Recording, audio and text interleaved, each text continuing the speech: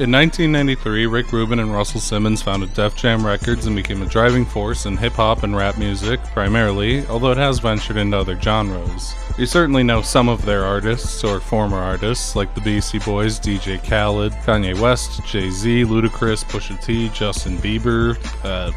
P. Diddy had some kind of relationship with the label, but has his own label. I don't really get it. It's a pretty big deal in hip-hop. Def Jam had a brief but fascinating relationship with video games through a series of fighting games in the early 2000s, which somehow led them to Konami. From 2003 to 2010, Konami had a fairly successful karaoke franchise, Karaoke Revolution. There were a ridiculous number of games in the franchise, counting the many Japanese exclusive ones, which somehow led to 4mm Games, founded by a former Def Jam executive and two of the founders from Rockstar, to make their only video game. More on that later because it's kind of insane. Jam Rapstar, a rap karaoke game for the Xbox 360, PS3, and Wii, which released in 2010.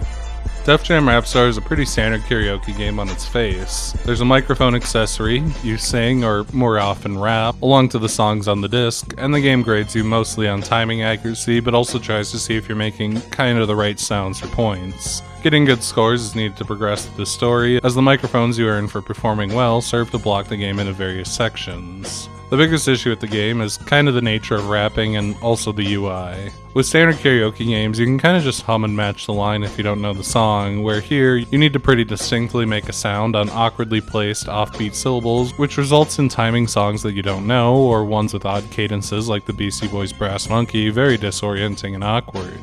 The songs also aren't delivered as a continuous track a la Rock Band, where you could gauge measures and timing, but in awkward fragments, with the little ball that marks your current word or syllable changing pace erratically to keep up, which means there's functionally no reliable visual component to the game to aid in learning the songs.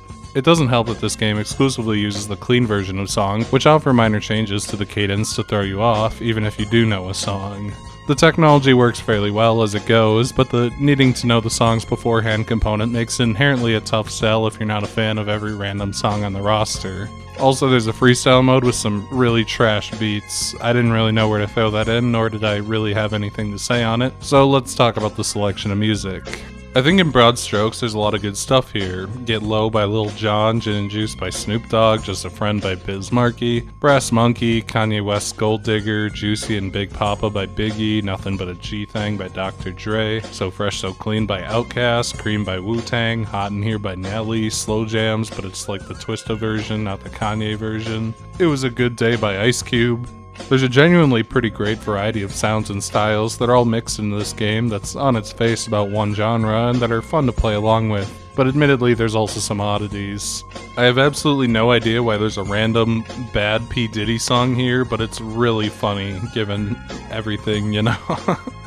And there's some stuff that certainly hasn't survived the test of time, like this DJ Khaled song and this Big Punisher song, I don't know who that is, a random Jim Jones song, Rob Bass. These songs are completely foreign to me and functionally unplayable because of the mechanics of the game. I think it's an overall win, and the licensing must have been pretty easy thanks to mostly being Def Jam music, subtle foreshadowing on that one. The UK French and German versions have some unique songs in them that are even more foreign to me, and the game actually had pretty extensive DLC in the before days in the style of Guitar Hero and Rock Band, with some pretty cool stuff in there, you know. There's some more Kanye, like Stronger, Jesus Walks, you know, more Diddy songs. For some reason, a lot of DJ Khaled, Crank That by Soulja Boy. All that's long gone now, but not entirely for the simple passage of time.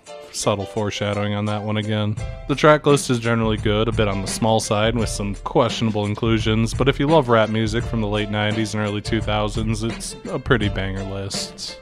As a music game, there's not a ton to look at here. The menus all use this big golden city in the background, and the menu music is put on by Young Jeezy, but like, what did you really expect from this game? Frankly, the effort to model the golden city is more than I would have expected. The usage of music videos as backdrops to the songs themselves is pretty fun. Games like Rock Band and Guitar Hero were just throwing random cartoon people jumping around in frame at this time, so realistically, this feels like a decent way to capture the style of the song, even if the actual credit for this game's best looking aspect belongs to the videos that were shot a decade ago. As for the music, I already talked about it.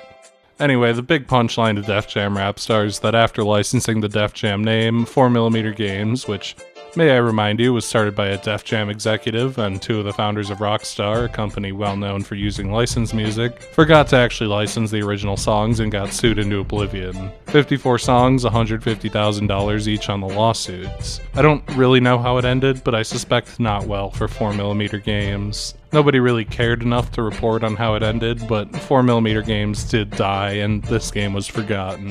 Def Jam Rapstar is a passable karaoke game that filled a niche in an exploding genre, but has some odd decisions that make it difficult to use as a vehicle to introduce people to the genre, and appealing to a market that probably never stood a chance of existing. The illegal tracklist is good, save for the censorship, and has a nice variety for a genre-specific rhythm game, but with the implosion of music games just a few years later, it never really stood a chance of being anything. It's a curiosity, a functional but strange idea that certainly existed, and the time that it existed in has long since passed.